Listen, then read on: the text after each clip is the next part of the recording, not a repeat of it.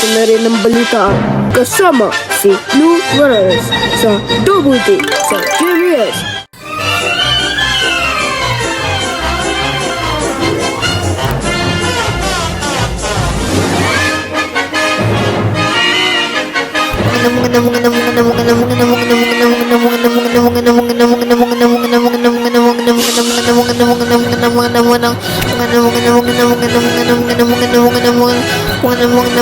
Kaibigan sa mga balita at saka magandang umaga. Dito na ang mga balita kung ano na sa mga balita. Dito na ang mga balita kung ano na may matatagpuan. Ano na yung mga balita sa matatagpuan. Hindi ang mga matapang na mga balita. Ibig sabihin na walang takot. Dito na sa mga kaibigan na walang kasinungaling na balita sa servisyo na dito sa 2026 dito ng pagbabalita. Kung ano na sa siyam na April 2026 ang mga balita ating program.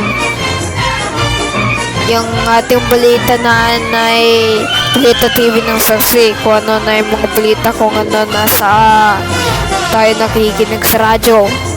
Nakikinig tayo sa radyo ng mga balita sa 602 kHz. Radyo ang balita. Kung ano yung mga tatagpuan na ay lahat na mga balita.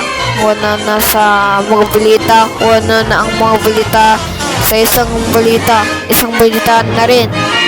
Isang balita na rin kasama ng si Bro Morales.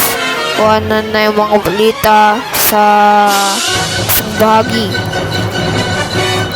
Dito na sa mga balita, ito na sa matapang na lahat na hindi na natutulog ang balita sa isang trabaho.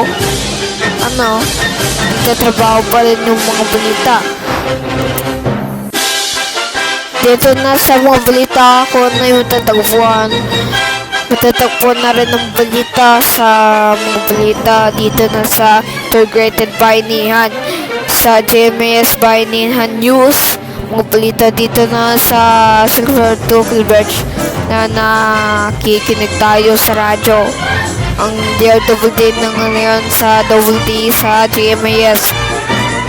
Dito sa mga balitang News TV o News. Balita na sa mga balita sa FM ng mga balita kung ano yung matatagpuan na isang pag-aaral natin. Kung ano ng pagtatanungin sa iba.